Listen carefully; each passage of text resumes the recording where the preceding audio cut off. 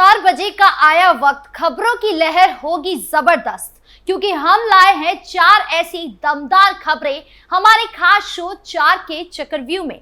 नमस्कार, capital TV Uttar Pradesh देख रहे हैं आप। मैं हूं आपके साथ राधिका राज। आज 4 के चक्रव्यूह में सबसे पहले बात होगी डीजल तस्करी की। जानेंगे विस्तार से कि यूपी में डीजल तस्करी कैसे हो रही थी और पुलिस ने इन बदमाशों को कैसे पकड़ा। फिर बात होगी सीएम योगी के टैक्स को लेकर लिए बड़े फैसले की। साथ ही बात होगी चंद्रशेखर आजाद की, जिन्होंने बीएनएस की समीक्षा बैठक के बीच अमित शाह को चिट्ठी लिखी। तो ऐसा क्या हुआ कि बैठक के बीच चिट्ठी लिखनी पड़ी, जानेंगे विस्तार से। और आखिर में बात होगी योगी कैबिनेट के मंत्री संजय निषाद की, जिन्होंने ऐसा बयान दिया है जिससे सियासत गरमाई है। तो क्या बोले संजय निषाद, जानेंगे। तो चलिए शुरू करते हैं 4 का चक्रव्यूह। पहली खबर डीजल तस्करी से जुड़ी हुई है। दरअसल उत्तर प्रदेश की स्पेशल टास्क फोर्स यानी एसटीएफ ने लखनऊ में अवैध डीजल तस्करी करने वाले एक बड़े गिरोह का पर्दाफाश किया है। इस ऑपरेशन में 3 आरोपियों को गिरफ्तार किया गया है, जिनके पास से 1800 लीटर डीजल जब्त किया गया है। इस डीजल की अनुमानित कीमत करीब 45 लाख रुपए बताई जा रही है। एसटीएफ को जानकारी मिली थी कि कुछ लोग अवैध तरीके से डीजल लाकर उत्तर प्रदेश के विभिन्न जिलों में बेच रहे हैं। जांच के दौरान पता चला कि ये गिरोह डीजल को ट्रकों में छिपा कर लाता है और फिर उसे स्थानीय स्तर पर ऊंचे दामों पर बेचता है। गुप्त सूचना के आधार पर एसटीएफ की टीम ने लखनऊ के Unnao electric bus charging station के पास छापा मारा। वहां 3 संदिग्ध लोग एक ट्रक के पास खड़े थे। जब पुलिस ने ट्रक की तलाशी ली तो उसमें भारी मात्रा में डीजल मिला। हालांकि पुलिस ने गिरफ्तार हुए तस्करों की पहचान कर ली है। अब आपको बताते हैं कि ये डीजल तस्कर तस्करी कैसे करते हैं। पुलिस पूछताछ में आरोपियों ने खुलासा किया कि उनका एक संगठित गिरोह है जो अवैध रूप से डीजल की तस्करी करता है। वो इसे झारखंड, बिहार और बंगाल के पेट्रोल पंपों से सस्ते दामों में खरीदते और फिर उत्तर प्रदेश के अलग अलग जिलों में महंगे दामों पर बेचते हैं। इस गिरोह में फतेहपुर के रहने वाले फिरोज नाम के व्यक्ति का बड़ा हाथ बताया जा रहा है, जो इन तस्करों को डीजल उपलब्ध कराता है। पुलिस अब उसकी तलाश कर रही है। अवैध डीजल और पेट्रोल तस्करी उत्तर प्रदेश में एक गंभीर समस्या बनती जा रही है। इससे पहले भी कई बार ऐसे गिरोह पकड़े गए हैं जो अवैध रूप से डीजल लाकर बेचते थे। पुलिस का कहना है कि इनके सरकार को करोड़ों रुपए का टैक्स नुकसान होता है। पुलिस ने इस मामले में आईपीसी की धारा 8, 20 और 29 एनडीपीएस एक्ट के तहत केस दर्ज किया है। आगे की जांच जारी है और एसटीएफ इस पूरे गिरोह को खत्म करने के लिए लगातार काम कर रही है। मामले में पुलिस ने 3 आरोपियों को गिरफ्तार किया है। वहीं इसके पीछे का मास्टरमाइंड फिरोज फरार चल रहा था, लेकिन अब उसको भी गिरफ्तार कर लिया गया है। अब पुलिस मास्टरमाइंड से पूछताछ कर रही है। पूछताछ में क्या कुछ सामने आता है, ये देखने वाली बात होगी। बढ़ते अगली खबर की ओर, जहां बात सीएम योगी के टैक्स को लेकर लिए बड़े फैसले की। दरअसल उत्तर प्रदेश के मुख्यमंत्री योगी आदित्यनाथ ने मंगलवार यानी 18 मार्च को लखनऊ स्थित सरकारी आवास पर उच्च स्तरीय बैठक में राज्य कर विभाग की समीक्षा की। इस दौरान सीएम ने यूपी के सभी जिलों में सर्वाधिक टैक्स देने वालों के लिए अहम फैसला किया। सीएम ने कहा कि सर्वाधिक टैक्स देने वाले लोगों को विभाग द्वारा सम्मानित किया जाए। ये कार्यक्रम प्रदेश, जोन, मंडल व जनपद स्तर पर आयोजित किया जाए।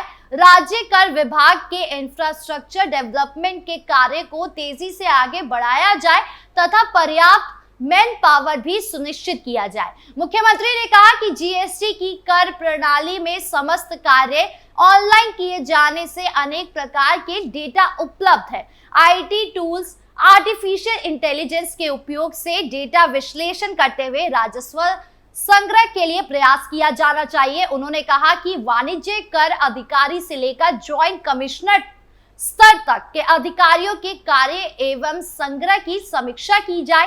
राजस्व संग्रह के खंडवार आ रही अनियमितता की समीक्षा कर इसे दूर किया जाए। अधिकारियों के प्रदर्शन के आधार पर इनकी ग्रेडिंग करें और उसी के अनुरूप उनकी पदोन्नति व पोस्टिंग की जाए। जीएसटी पंजीकृत व्यापारियों के कल्याण के लिए यूपी सरकार संलिप्त है। सीएम ने कहा कि दुर्घटना में व्यापारी की मृत्यु, आंशिक व पूर्ण विकलांगता की स्थिति में नॉमिनी उत्तराधिकारी व व्यापारी की प्रदेश सरकार द्वारा 10 रुपए लाख तक की आर्थिक सहायता दी जा रही है। पात्र व्यापारी परिजनों को संवेदनशीलता के साथ योजना का लाभ दिलाया जाएगा। अब यूपी वासी सीएम योगी के इस फैसले को किस तरह लेते हैं, ये देखने वाली बात है।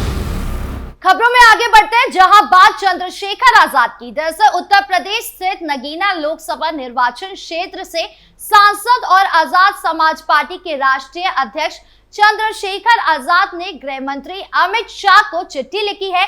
नगीना सांसद ने गृह मंत्री को ये चिट्ठी पुलिस कर्मियों को लेकर लिखा है। ये चिट्ठी ऐसे वक्त में लिखी गई है जब गृह मंत्री अमित शाह देश भर में बीएनएस को सही और उचित तरीके से लागू करने संबंधित समीक्षा बैठक कर रहे थे। चंद्रशेखर आजाद ने सोशल मीडिया साइट एक्स पर चिट्ठी पोस्ट करते हुए लिखा है कि पुलिस सुधारों तो शीघ्र लागू करने हेतु माननीय गृह मंत्री अमित शाह को पत्र लिखा, इस उम्मीद के साथ कि वो जल्द ही इसका संज्ञान लेकर आवश्यक व ठोस निर्णय लेंगे।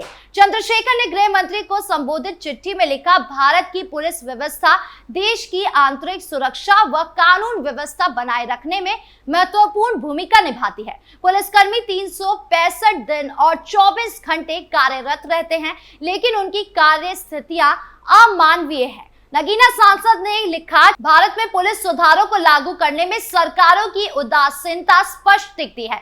पुलिस कर्मियों के अधिकारों की रक्षा करना न केवल उनके हित में है बल्कि पूरे समाज की सुरक्षा के लिए आवश्यकता है। निवेदन है कि पुलिस सुधारों को शीघ्र मंजूरी देकर इन्हें सख्ती से लागू करने के निर्देश दिए जाए। इससे न केवल पुलिस कर्मियों को राहत मिलेगी बल्कि आम जनता को भी बेहतर पुलिस सेवा प्राप्त होगी। अब गृह मंत्री अमित शाह चिट्ठी पर क्या कुछ जवाब देते हैं, ये देखने वाली बात होगी।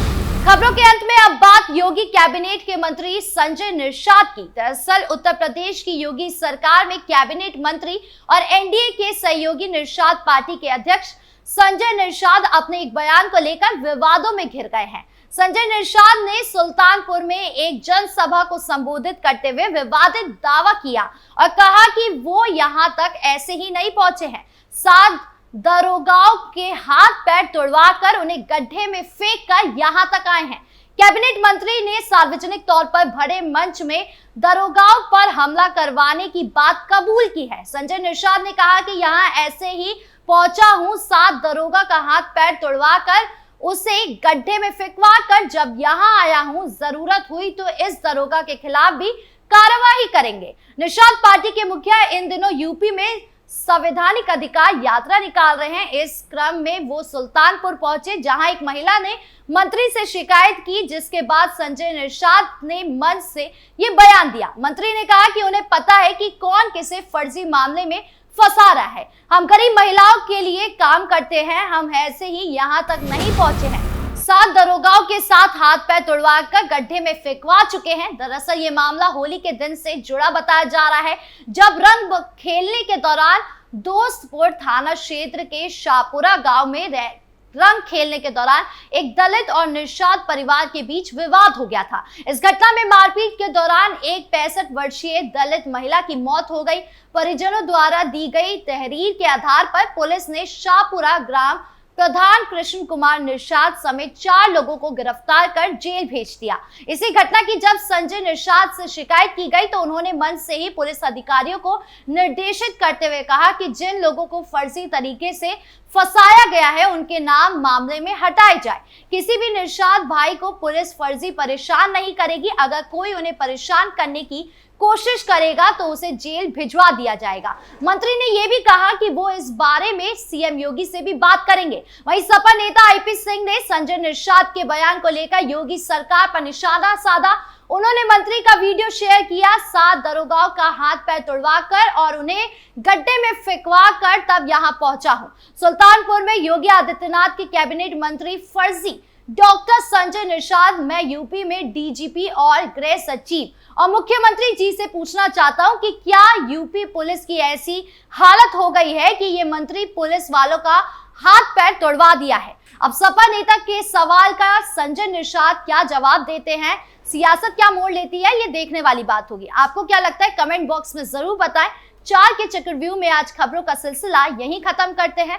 कल फिर मिलेंगे आपसे नई खबरों के साथ। वीडियो अच्छी लगी हो तो लाइक शेयर करें, चैनल को सब्सक्राइब करना ना भूलें और देश की तमाम बड़ी खबरों से जुड़े रहने के लिए देखिए कैपिटल टीवी उत्तर प्रदेश। नमस्कार।